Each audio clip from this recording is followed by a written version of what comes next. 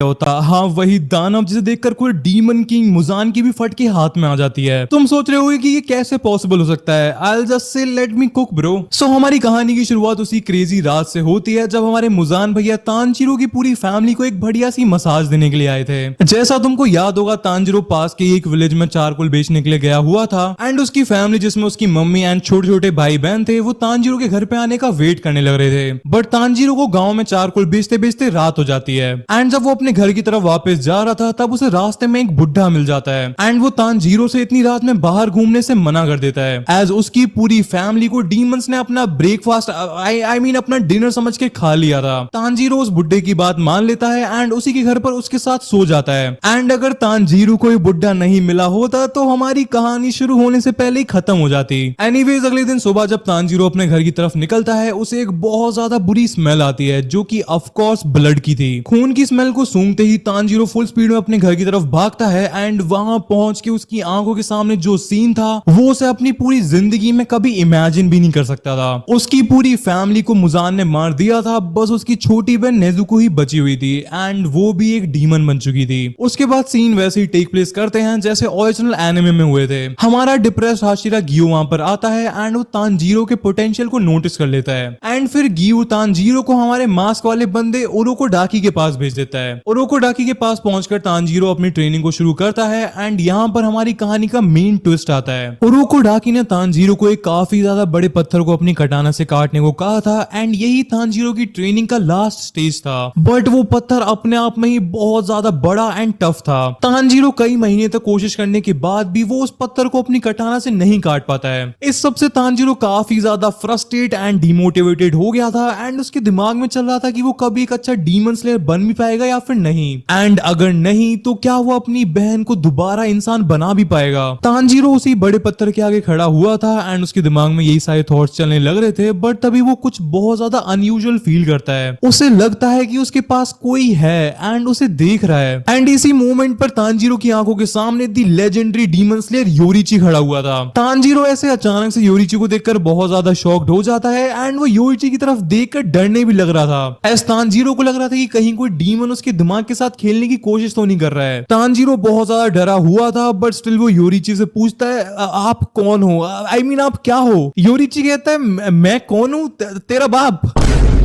Festive season is here guys.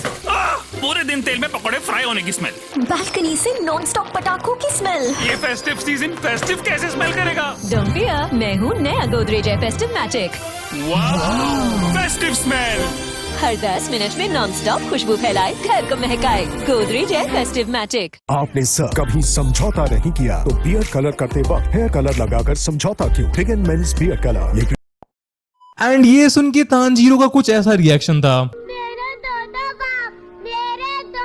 Anyways मजाक से हट के योरिची कहता है मेरा नाम है योरिची सुकीगोनी एंड मैं पहला सन ब्रीदिंग का यूजर था। ये सुन के तानजीरो की आंखें खुली की खुली रह जाती हैं एंड योरिची अपनी बातों को कंटिन्यू करता है। वो कहता है उदास मत हो बच्चे, तुम्हारा दिल बहुत ज्यादा साफ है एंड तुम्हारे अंदर बहुत ज्यादा हिम्मत है, इसलिए मैं तुम्हारी मदद करूंगा। योरिची की बातों को सुनकर तानजीरो का सर घूमने लग रहा था एज उसने अपने पापा से योरिची के बारे में काफी सारी कहानियां सुन रखी थी एंड उसके पापा ने बताया था कि योरिची एक लेजेंड था, एक ऐसा डीमन स्लेयर जिसकी पावर से सारे के सारे डीमंस डरते थे। तानजीरो को विश्वास नहीं हो रहा था कि वो लिटरली आज तक के सबसे ज्यादा पावरफुल डीमन स्लेयर योरिची से बात कर रहा है। दूसरी तरफ योरिची जो कि हमारे माइकल जैक्सन को नहीं हरा पाया था, वो तानजीरो में अपनी एक नई उम्मीद को देख रहा था। वो तानजीरो के अंदर छुपे हुए पोटेंशियल को काफी ज्यादा इजीली पहचान लेता है एंड ऐसे करके योरिची की स्पिरिट तानजीरो को ट्रेन करना स्टार्ट कर देती है। योरिची की स्पिरिट का तानजीरो के सामने ऐसे प्रकट हो जाने से काफी सारी चीजें चेंज हो जाती हैं। अब तक तानजीरो ओरोको डाकी से वाटर ब्रीदिंग सीख रहा था एंड ऑफ कोर्स एक बहुत ज्यादा पावरफुल ब्रीदिंग स्टाइल थी, लेकिन योरिची जानता था कि तानजीरो के अंदर कुछ स्पेशल है। वो जानता था कि तानजीरो का रियल पोटेंशियल सन ब्रीदिंग के साथ अनलॉक हो सकता है एंड ऐसे करके योरिची तानजीरो को वाटर ब्रीदिंग की जगह सन ब्रीदिंग सिखाना स्टार्ट कर देता है। वो उसे बताता है कि सन ब्रीदिंग से ही बाकी सारे ब्रीदिंग स्टाइल्स ओरिजिनेट हुए हैं एंड इसी रीजन की वजह से सन ब्रीदिंग अपने आप में सबसे ज्यादा powerful and versatile breathing style है।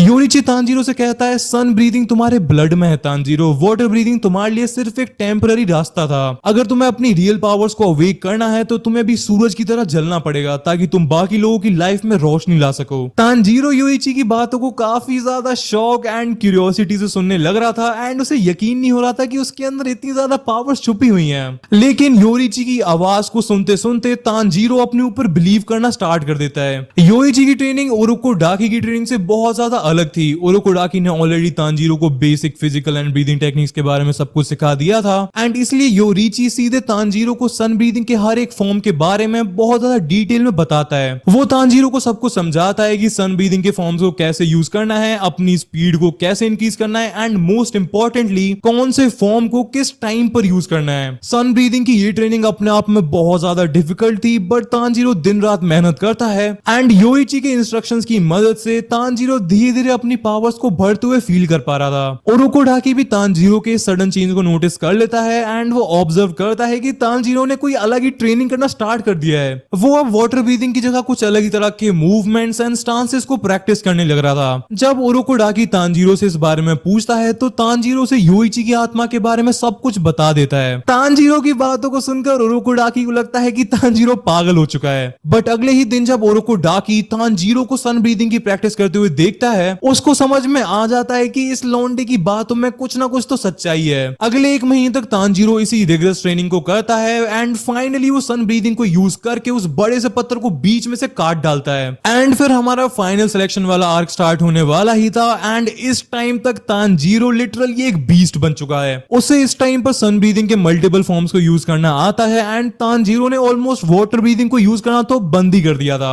ऑल्सो योइची ने तांजीरो को डीमन स्लेयर मार्क के बारे में पूरी डिटेल्स दे दी थी एंड हाँ इसका मतलब यही नहीं है कि तांजीरो को डीमन स्लेयर मार्क यूज करना भी आ गया था। उसे बस पता चल गया था कि डीमन स्लेयर मार्क जैसी भी कोई चीज एग्जिस्ट करती है एंड यहाँ पर अगेन एक बहुत बड़ा एडवांटेज तांजीरो के लिए ये है कि योइची को डीमन स्लेयर यूनिवर्स के बारे में ऑलमोस्ट सब कुछ पता है एंड भले ही सिर्फ योइची की स्पिरिट ही तांजीरो को ट्रेन कर रही हो बट वो स्टिल है तो योइची ही। इसलिए अगर तांजीरो कुछ एक्सटेंट तक भी योइची की फाइटिंग स्टाइल को इमिटेट कर पाता है तो डीमंस के एल लगना कंफर्म है। एनीवेज फाइनल सिलेक्शन एग्जाम में तांजीरो एक अलग ही लेवल पर होता है। अपनी सन ब्रीदिंग की मदद से वो सारे डीमंस को काफी ज्यादा इजीली हरा देता है। इवन बिना किसी प्रॉब्लम के वो हैंड डीमन की भी गुद्दी चटका देता है एंड ऐसे करके तांजीरो फाइनल सिलेक्शन को पास करता है एंड ऑफिशियली एक डीमन स्लेयर बन जाता है। अपने स्टार्टिंग के कुछ मिशंस को तांजीरो बिना किसी एफर्ट से कंप्लीट कर देता है एंड इसी रीजन से पूरे डीमन समाज एंड पूरे डीमन स्लेयर समाज में खबर फैल जाती है कि डीमन स्लेयर कॉप के अच्छे दिन आ चुके हैं एज उन्हें एक सन ब्रीदिंग यूजर ने ज्वाइन कर लिया है एंड ऑल्सो सबको ये भी पता चल गया था कि तांजीरो की बहन नेजुको एक डीमन है। एज तांजीरो पूरे डीमन स्लेयर यूनिवर्स में बहुत ज्यादा फेमस हो गया था इसीलिए डीमन स्लेयर कॉप के लीडर ओबायाशिकी ने तांजीरो एंड नेजुको को मिलने के लिए बुलाया था एज वो अपनी आंखों से देखना चाहता था कि लोग जिसे नेक्स्ट योइची बुला रहे हैं वो उस टाइटल के लायक है भी या फिर नहीं। तांजीरो एंड नेजुको जैसे ही हाशिराज की मीटिंग की लोकेशन पर पहुंचते हैं गियू तांजीरो को देखकर काफी ज्यादा खुश हो जाता है एज फाइनली उसे दिख गया था कि नेजुको को उस दिन ना मारना एंड तांजीरो को ओरोकोडाकी के पास भेजना कोई गलती नहीं थी बल्कि इसी एक डिसीजन से पूरे डीमन स्लेयर कॉर्प को इतने सालों बाद एक सन ब्रीदिंग यूजर मिल गया था। बाकी सारे हाशिराज भी तांजीरो एंड नेजुको से मिलकर काफी ज्यादा खुश थे सिवाय सानेमी के। सानेमी अगेन एनिमे की ही तरह नेजुको को मारना चाहता था बट इस टाइम जिससे पहले वो नेजुको के बॉक्स में अपनी तलवार घुसा पाता उसे तांजीरो की सन ब्रीदिंग महसूस होती है। सानेमी लिटरली कुछ मिली सेकेंड से बच